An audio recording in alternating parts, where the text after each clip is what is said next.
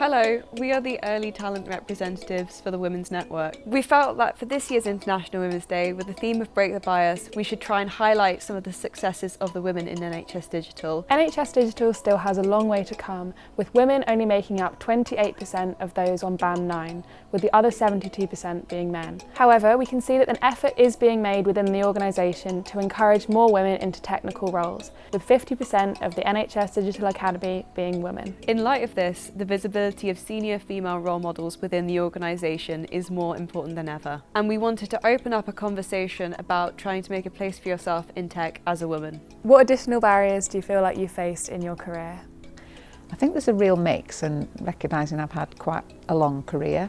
The first one would probably be around the barriers around being a full-time working mum and wanting flexibility around working different work patterns, and for the first few occasions I asked for that, it was refused, and that was a real barrier in terms of trying to balance wanting to absolutely, my career's been really important to me, but being able to spend time as a parent. Do you have any advice for someone who's at the start of their career who might be facing similar obstacles to you? Yeah, I think it's still very easy at whatever stage in your career to let imposter syndrome creep in. I think that's unfortunately something that we all probably carry along our journeys. I think the one thing that I've really held close to me throughout my career is to be authentic in everything that you do. Do you feel like any of the obstacles that you've faced in your career have made space for positive impact? I feel like I've always been inspired by a lot of the women around me that I've worked with and people that I've worked with, and you know, I'd hope that I would be able to do the same and kind of contribute to someone else's success and achievements. And I've had the opportunity quite early on in my career to progress quite quickly, and I'd hope that, you know, other young people who are in kind of my situation would kind of also take some confidence from that. Yeah, I think that, I mean, for me personally, it's just sort of forced me to be a bit more confident. So I think that it definitely helped with my own career progression and, you know, building that confidence. It's quite a scary, daunting thing to begin with when you're starting out in your career especially. In life, right, you face a lot of bias. They could be conscious or unconscious. And definitely, right, those biases make your journey or your path towards your goal very difficult. But once you have achieved your goal, right, they become your USP.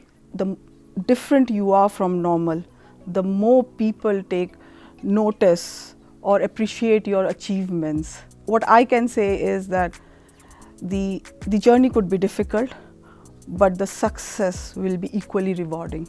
What do you love about being a woman in tech at NHS Digital? I really feel proud that I'm part of NHS Login and NHS app, which has made healthcare accessible online to more than 37 million users within England.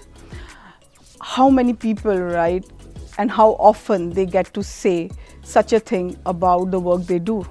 How can colleagues at NHS Digital play a part in breaking the bias? I think I would really encourage colleagues to have a look at your personal area. There are inclusivity statistics that are published throughout the organisation. Have a look at your area, have a look at your profession, see how inclusive that profession really is and what we can do to change that.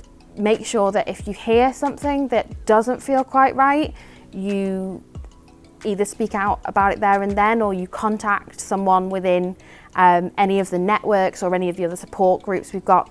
I think if everybody does just a tiny little bit to make a difference, the next year's cohort of graduates, the next year's early talent, the next generation of people coming in to work in a tech-focused career will have a better and better and better experience until it is truly inclusive. So it's International Women's Day. What does the theme of Break the Bias mean to you? I think that we've got a massive responsibility as a collective to break down bias within typical gender stereotypes and roles within the workplace. Being able to show where we are starting to break the bias, particularly in professions where historically hardly any women were in those professions. So things like yourself, you're in software development, that is not an area where traditionally we've seen many women, so I think that's amazing. I think it's, you know, just sort of having that genuine, authentic openness to having a really good, diverse, inclusive team. Your success is the testament that these biases were wrong in the first place.